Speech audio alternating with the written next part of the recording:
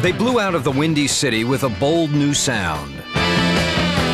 We're not doing bop, bop, ba-da, bop, bop, bop. We're dancing with the vocal. Everything that they did was fresh and exciting.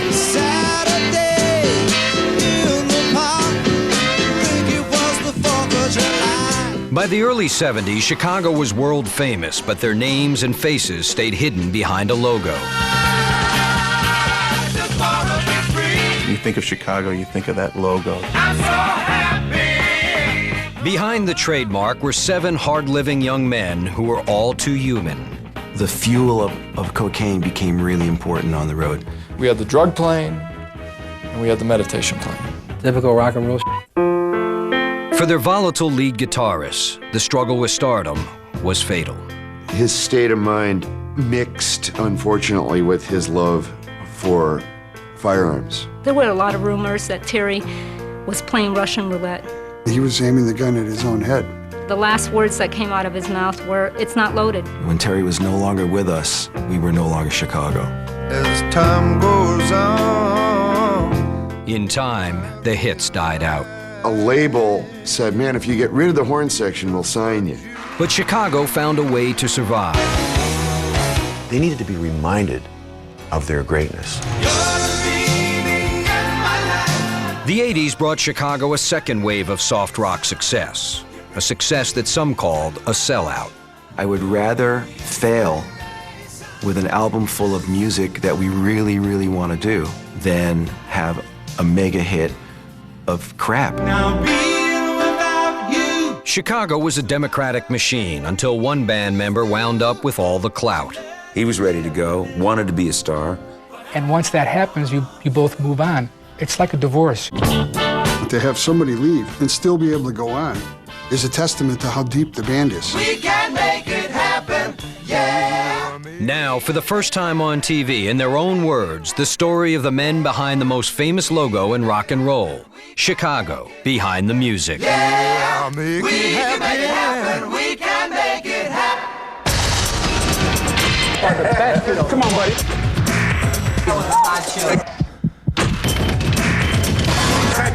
Step on back.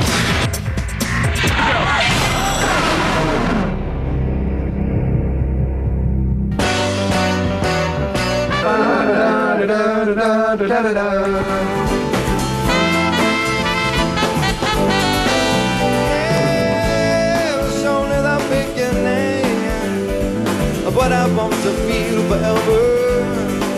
Chicago has taken its signature brass-based sound on the road every year for the past 33 years. I love it when you talk dirty. Old days,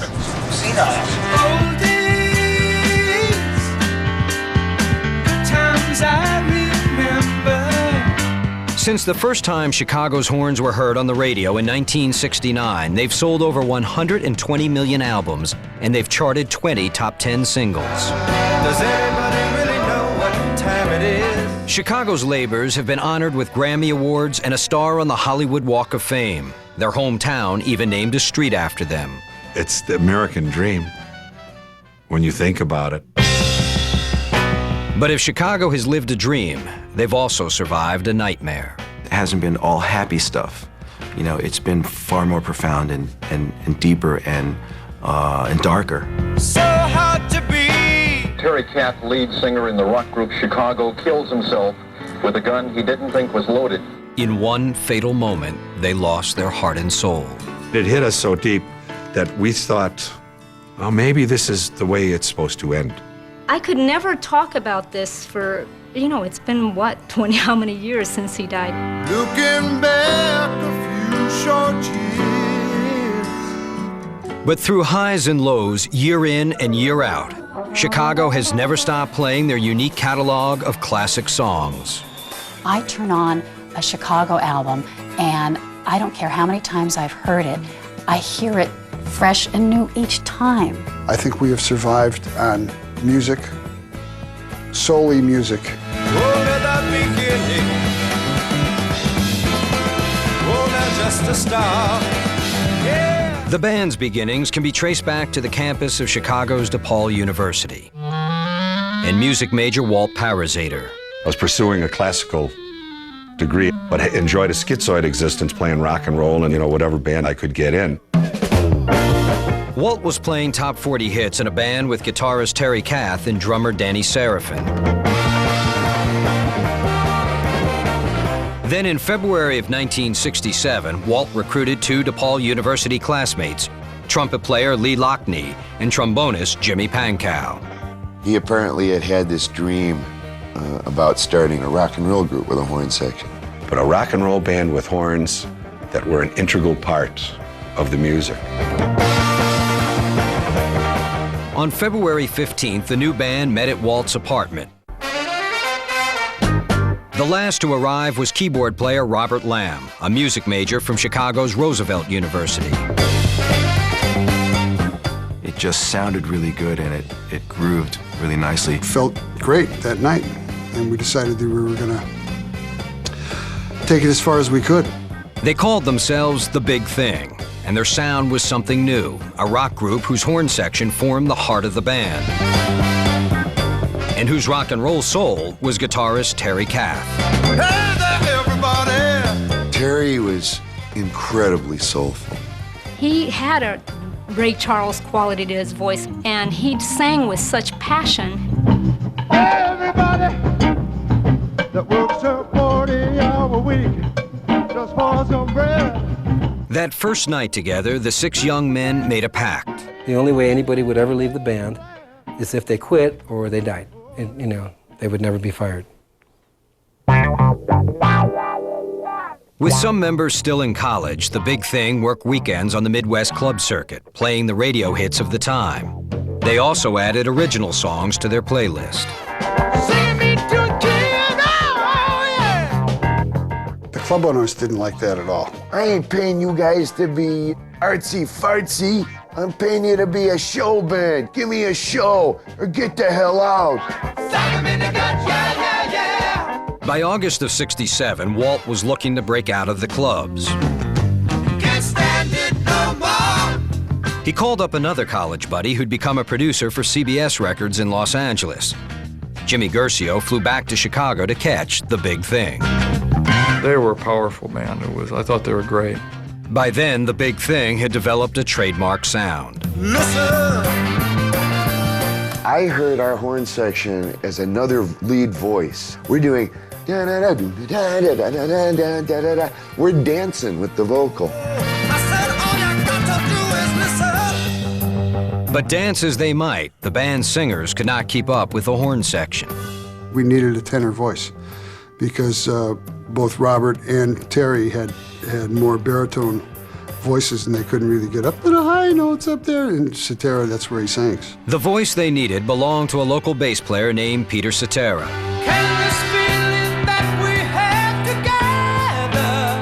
In December of '67, Cetera joined The Big Thing, and big things were about to happen.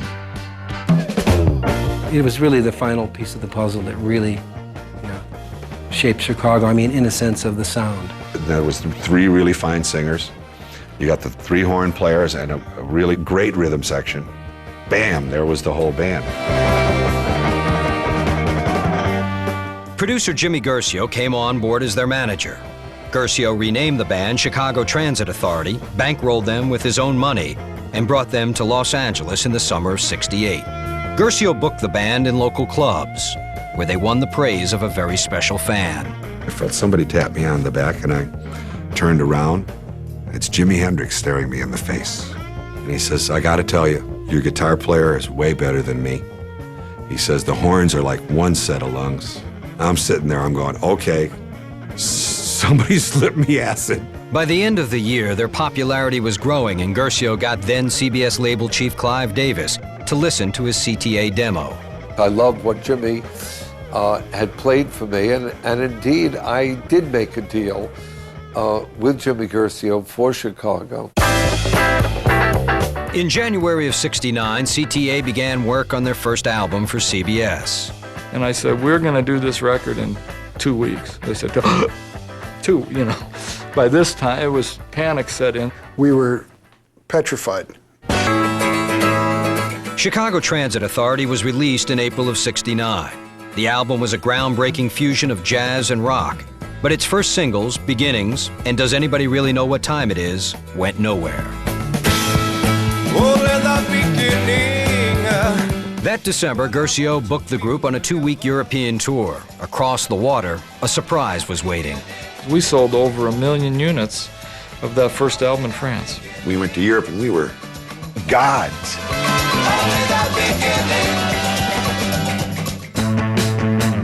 Coming up, Chicago hits it big back home. Here's a song that's zooming up the charts, destined for #1. And later, the sudden death of Terry Kath. He had a premonition that he was going to die young. Maybe that's why he lived his life so fast. When Behind the Music continues. On their debut album, Chicago Transit Authority didn't sound like any other rock and roll band on the radio. In just 2 years, their dream of a horn-centered rock group had become a full-blown reality. They've actually interspersed horns with rock and roll, and that was not commonplace at that point. I'd like to know, can you tell me, please don't tell me. At first, CTA's unique sound was a hard sell. We tried releasing singles off the first album, and AM radio would not play them. With Chicago, it took a long time because it was not easily identifiable what it was. With the release of CTA's second album in January of 1970, producer and manager Jimmy Guercio gave the band a marketing makeover. They would now be called simply Chicago. There would be no photos of the 7 faces in the band on Chicago's album covers. The group would come to be identified by a logo. Listen, in a lot of respects, the group might resent me for it, but I wanted to market it in a certain way. Well, we used to bitch and moan because we wanted our mugs on the front albums like everyone else, but it was really for the best. Because we wanted it to be the group and not try to single in on any individuals. We're a democracy, you know, we do what's best for the whole. 25 or 624. Chicago had a new look, but their sound still met with resistance. Their second album got little radio play, and concerned CBS record executives turned to Guercio. Give me something to go to radio. All these tracks are 7-8 minutes, and we edited a number of these records. And I think Clive got very involved. We absolutely worked on the edits to shape the songs so that they could fit into the song length of the time. Guercio and Davis made Chicago's songs shorter and more radio friendly. We were all pretty pissed off about it because how dare they cut up our music? You know, we were artists. They were highly critical of the butchering of their material. Yeah, I agreed with them, actually. But it was a compromise to be on the radio. Make Me Smile was the first song that they edited, and it turned out to be Chicago's first hit in 1970. I was just cruising down Santa Monica Boulevard and turned on the radio. Here's a song that's zooming up the charts, destined for #1. A new song by a new group called Chicago. Make Me Smile. Children play in the park, they don't know. Make Me Smile burst into the top 10 and opened the commercial floodgates for Chicago. I just wanna be free. In the winter of '71, Chicago 3 became the #2 album in the nation, and all of Chicago's first 3 albums were on the charts. Over the next 4 years, Chicago would release 5 albums that would hit #1 on the Billboard charts. Saturday in the park, I think it was the 4th of July. It's like a tidal wave, a tsunami that just kept peaking and peaking and peaking. I love you. It was almost like we could fart on record and it was going to be a #1 hit. For a while there, it was just a slam dunk. There was going to be hit after hit. It was amazing. But for the 7 serious musicians in the band, chart success came with a price. I noticed that, and Terry Kath also noticed that the music that we were recording was not quite as experimental as previous albums had been. I'm not sure that Terry was very happy with the direction because it became this machine. I mean, it was calculated that we were going to stop being a band that played arrangements and become more of song-oriented. I was uncomfortable with it because I didn't want to just do that. Been searching so long to find an answer. By the summer of '76, Chicago had been touring for nearly a decade, and their relentless concert schedule was taking a toll. Terry told me once, he said, Jim, we played 252 one-nighters in 1 year. There were tours where he'd come back and say, I've had it. You know, I've had it. I can't do this anymore. You know. But of course he'd go back. I felt that this music had an impact on the youth of the world and could break down barriers. Garcia had a global view, and I can't say he was totally wrong, but the way he was going about it was just really destructive. More destructive was the band's escalating use of drugs. Different times in the band, different people really got out of whack. We partied a lot, and it affected our work schedule. I think it started to bother Garcia. It became more and more difficult for me to get the quality writing I needed, the performances I needed vocally. I think cocaine affected me, and not just the cocaine itself, the overdoing of the cocaine, where I would go up on stage and I'd be like this, and be a live wire, and I mean, it's impossible to play.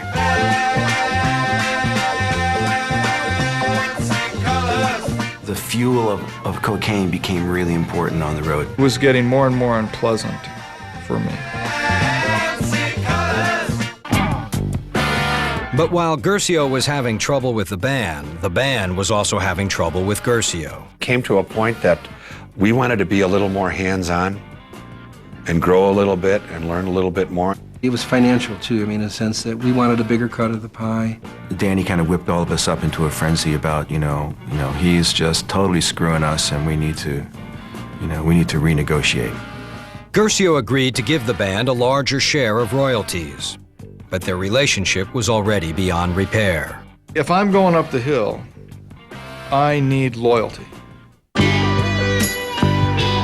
In October of '77, the band confronted their longtime mentor. It was a band decision, but it came down that we sat down in a room, you know, and just said, it's just not working. I can't say I thought it was a good thing, but it seemed to be what everybody wanted to do. There was friction, and there was some animosity, and there was lawyers, you know. Typical rock and roll you know. After 10 years, 11 top 10 singles, and 5 #1 albums, Chicago parted with Jimmy Guercio. We're just gonna not have any acrimony here. Where's the management contract? And I tore it up. Where's the recording contract? And I tore it up. If it wasn't for Jimmy Guercio, I truly believe that there would never have been Chicago. The split with Guercio would mark the end of Chicago's golden era of success. Within 4 months, tragedy would threaten to destroy them. Coming up, Chicago loses its soul. He did have an edge, and he did take everything to the wall. He did have a love for guns. And later, Chicago loses its voice. Something happens that just doesn't make it all right anymore, and you get a divorce. When Behind the Music continues. Music created a lot of success. And so the tragedy to me is kind of what you do with that success. When Chicago broke with their longtime manager and producer Jimmy Guercio in October of 1977, the band was at the height of its popularity. Waiting for the break of day. After playing together for 10 years, they now enjoyed all the privileges and pitfalls of rock and roll superstardom. A lot of success, a lot of time, a lot of traveling, a lot of women around in pursuit. We had women scaling buildings, and the fire department, you know, coming and taking them off a building. There seemed to be a mode of behavior that was created to fit some sort of image that we had of the way that we thought we should act because we were rock stars. We go into places we don't even want to meet chicks half the time. Chicks are you know, all they want is a free ride. You know, that's all a groupie is. We're all immortal. You know, couldn't do anything wrong. We're invincible. But not everyone was enjoying the ride. You better answer, my friend. Yeah. Of all the people in the band, Terry had the hardest time with success. It messed with him the most, I think. He was torn between wanting to be a good man, wanting to be a great musician, and fame. Fame didn't matter to him. In a group known for its horns, it was Terry Kath's hard-edged guitar and soulful vocals that kept the band rooted in rock and roll. For my reasons and my ways keep on changing from day to day. I've never played with a guitar player as good as Terry. Hendrix told me, he says, I'm pretty good, man, but this cat blows me away. Besides being just a brilliant guitarist, he was a soulful, creative, anti-establishment, anti-fashion, anti-politically correct guy. There was a down from the bootstraps, gutsy, soulful quality to him that's what he was. He was the soul of the band. And there was something about him on the road when things were tense or things were falling apart where he would just step in and just pull it together.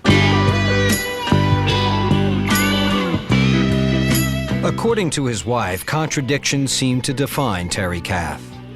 He was romantic, he was generous, but he did have an edge. He did have a love for guns. Where that came from, I have no idea, but we had tons of guns.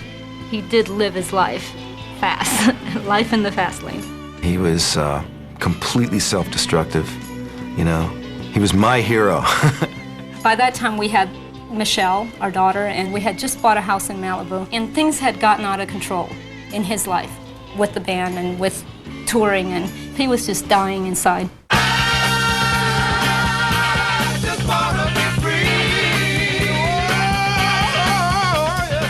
Terry was getting out of hand. He was carrying guns around all the time, and he was high. He was using way too much drugs.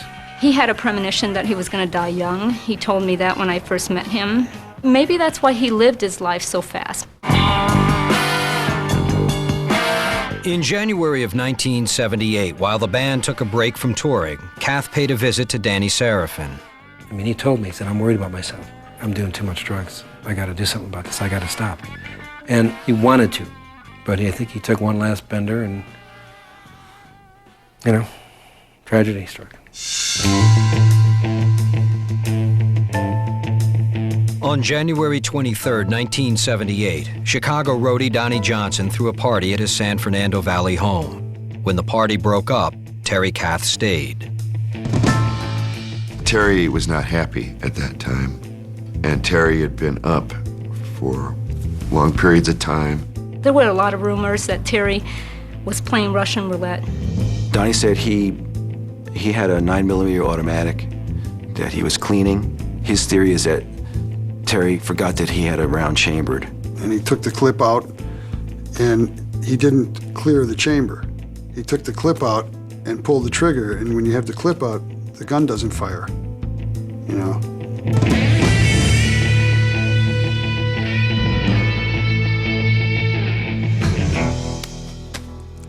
Put it back in.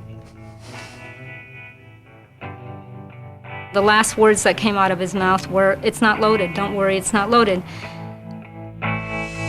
And the gun went off, and Donnie said he just kind of laid his head back on the back of the chair, and he was gone.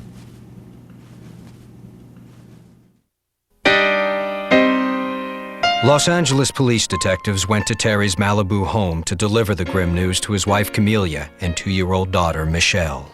The walk from that door, which was out on Pacific Coast Highway, to the front door of the house I do remember that walk for the rest of my life. And it was in slow motion. And I feel like it took forever to get to that door, because there's a part of me that was aware that something had happened. When the phone rang that night when I got the news, the gypsy blood in me, I didn't want to answer the phone. There was just a bad ring to that phone. When I got the call that Terry had shot himself and was dead, I said, I don't believe you. So I went to the house. I saw Terry, he was like in the couch, you know, his head laid back, and I sat next to him. And, you know, I told him that, I hope that he's found peace. And it broke my heart. It's all been cried about before. I had seen him less than 8 hours before I got the call. The first thing I did is I went up to the den in the house and looked at his footprints in the carpet. He had just been there in that room. Last night in Los Angeles, Terry Kath put what he thought was an empty pistol to his head. The rock music star from Chicago pulled the trigger. He was killed instantly. Terry Kath was laid to rest on January 28, 1978. He was 31 years old. Looking back a few short years. I had been asked to eulogize at the service. I said yes, but I had to get loaded for that one. That was the first time I had seen him at the funeral, and that's when I realized that he wasn't really there anymore. I kind of have a picture of the memorial, but I don't really know what was going on in my head. I was just trying to get through it. I directly blame drugs for Terry's death, and sure, guns, but had he not been high and been up all night, and he was on a destructive path, and he knew it. Speculation about the nature of Terry Kath's death quickly spread through the press and music community, including rumors of suicide. Terry had just a hunger for life. For him to take his life, it just wasn't him. Terry died of an accidental gunshot wound. I know that it was not intentionally inflicted. He didn't commit suicide. It was a senseless accident.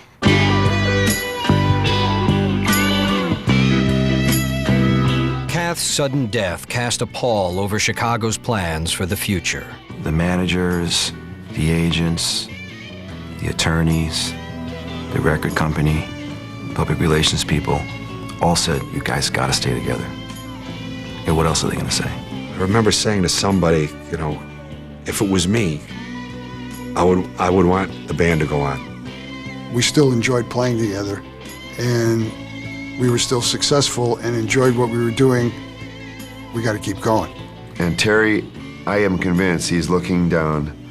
His being is smiling down on this entity because we carried the flag.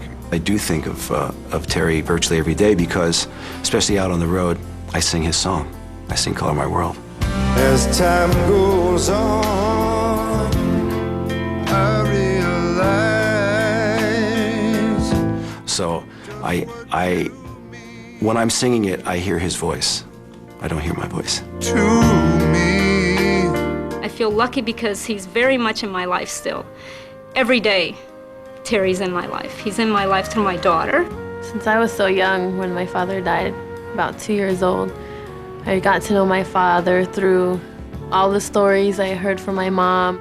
It's really funny because sometimes I'll be someplace, all of a sudden, there will be a song with my dad singing. It'll be at a time when I was thinking about it, and it was almost like, okay, I'm here, I'm here for you. That's the way I know that he's around me, is through his songs, through his music. Someone's personality is so alive, and they have such a hunger for life, and they live the way he lived. They don't die.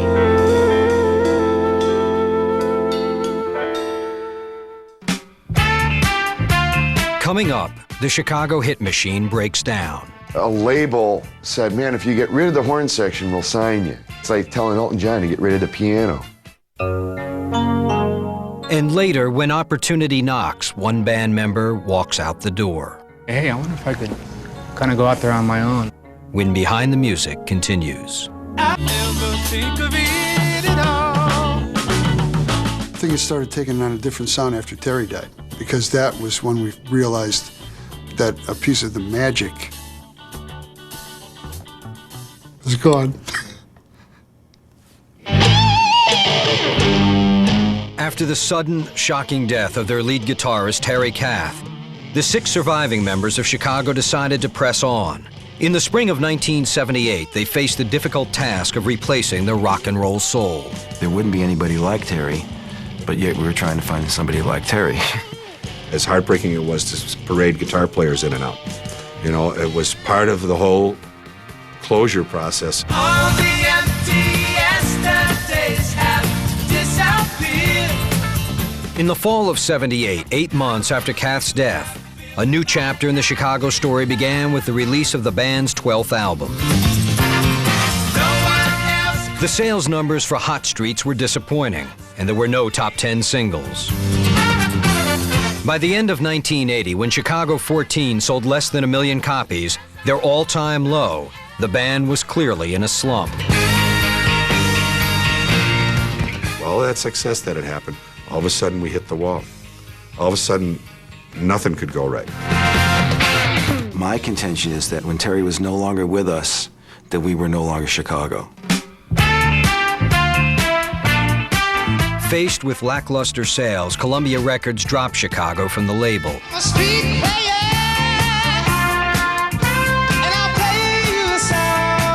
All of a sudden, I started thinking, do we fit in? They could not get a song played on the air. Some record executives still had an interest in Chicago, but only if changes were made. A label said, man, if you get rid of the horn section, we'll sign you.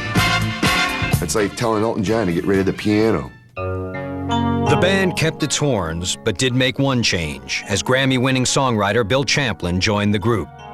Vocally, Champlin was the perfect complement to lead singer Peter Cetera.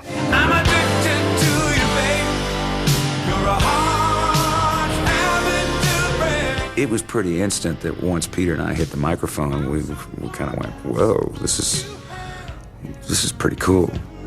Chicago went into the studio to record a new album in the summer of 1981. They had no label, but they had a new producer named David Foster. I'm sitting there, and they're playing. And it's unbelievable except for one thing. And the one thing that was wrong was that the songs weren't good. And I said, you know what, guys, I'm sorry, but there's nothing here that's equal to what I know and love about Chicago. Working with David was kind of a good shot in the arm. We were sinking fast, both commercially, emotionally. You know, Peter, I know he was having thoughts of leaving the band. Robert was having a real rough time, you know, creatively. Bobby Lamb was really going through some tough stuff when I first came to the group. And I think that he, more than anybody, probably resented me being there because I was a keyboard player too. At first, I resented it. I didn't think we needed it. But I think history has shown us we did need David Foster to come in and kick us in the ass. They needed to be reminded of their greatness and how great they could be again. Working with Foster did just that. In June of '82, Chicago 16 vaulted the band back into the top 10 for the first time in 6 years. Then in the spring of '84, the band followed up with their greatest commercial success. Produced by Foster, Chicago 17 sold more than 6 million copies. You're the meaning in my life. You're the inspiration. It was the comeback, and I just remember my wife saying, now that this is happening, enjoy every minute. It was like dying, you know, and being dead for a minute or two, and coming back, you know, you appreciate life a lot more. But there was a downside to Chicago's newfound success. Radio was expecting Chicago just to keep pumping out those ballads because they were doing it so well. It's really a shocking thing to have been once considered avant-garde, almost, and now be kind of dismissed as kind of wimpy. But being pigeonholed as soft rockers wasn't the only problem. When MTV came into existence, we started doing videos along with everybody else.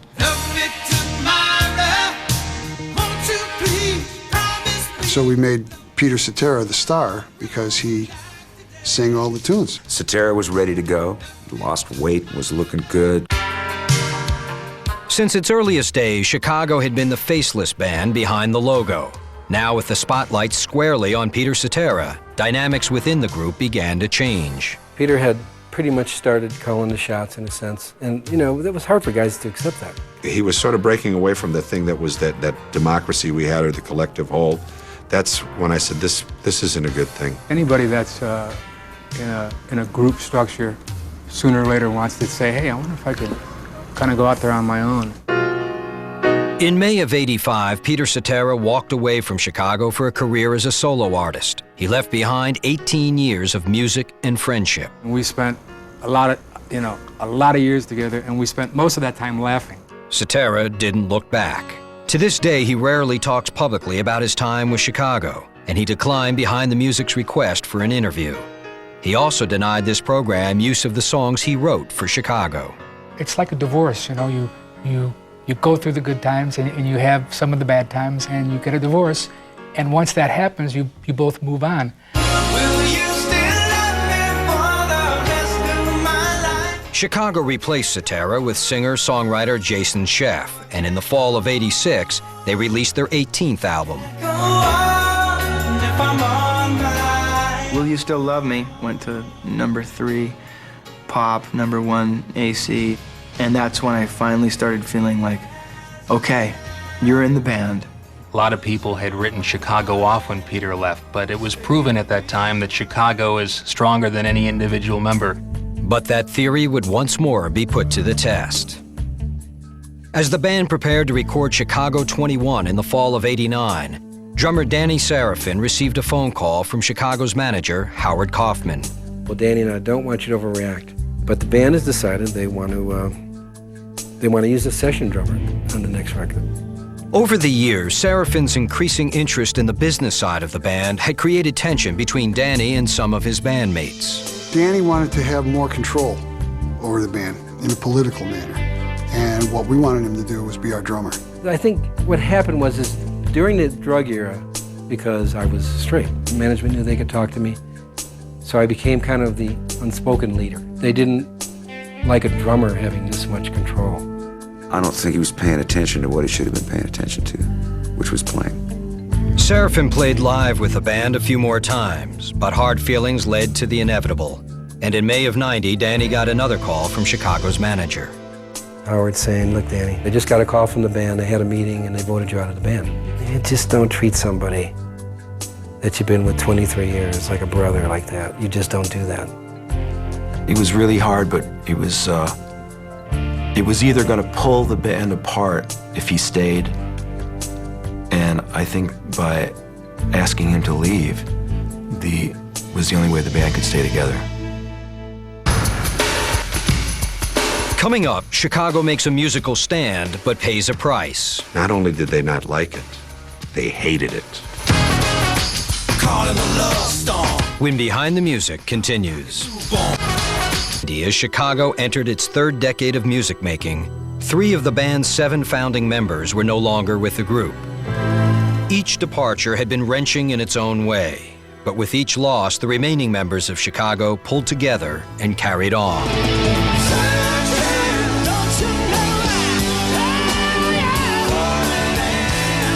To have somebody leave and still be able to go on is a testament to how deep the band is. But as the '80s became the '90s, years of soft rock success had painted the band into an artistic corner. That was Chicago's niche, the power ballad. After a hit in a certain genre, all your what I call pilot fish, people around you, are going to tell you, do that again. By the spring of 1993, a restless Chicago entered the recording studio on a mission. We went into the studio and we broke some new ground for us. The project, called Stone of Sisyphus, captured the sound of Chicago striving to redefine itself. When Warner label executives heard the album, they weren't happy. Not only did they not like it, they hated it. They said that this is an unreleasable album, and they weren't going to put it out. They said, you need to go back in the studio and record some ballads or something, I give us credit in that we just said, A, we'd rather not go back in the studio, and B, we'd rather not be with a company that is thinking that way.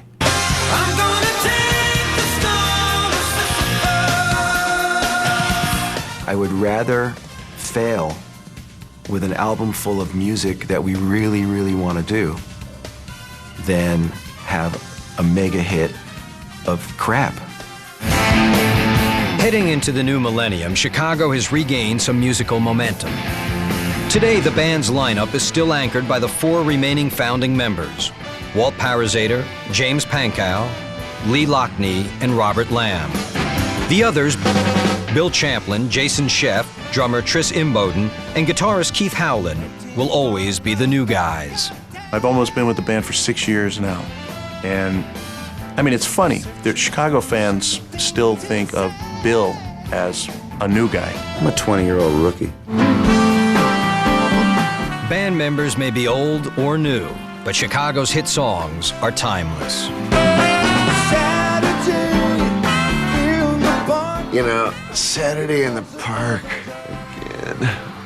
But you look out there, man, and these people are going, yeah, Saturday in the park! I think we're better entertainers, and we're better performers and better players now. And stop doing the drugs and booze, or, you know, we'd probably almost definitely either be out of the business and possibly dead as well. The year 2000 marked Chicago's 33rd year of rock and roll, and there's no end in sight. There's a sense that there's this one great album that everybody is just gonna get, a masterpiece. I think that keeps us going. We still enjoy playing. I mean, that's the basic ingredient. And we've endured largely because we respect each other as people as much as musicians. And thank God that we throw a party and people come to the shows. And as long as they keep showing up, man, we're gonna keep throwing down, because that's our mission, that's our purpose. We did a lot of living and accomplished a lot, and it went by like that. We can make it happen.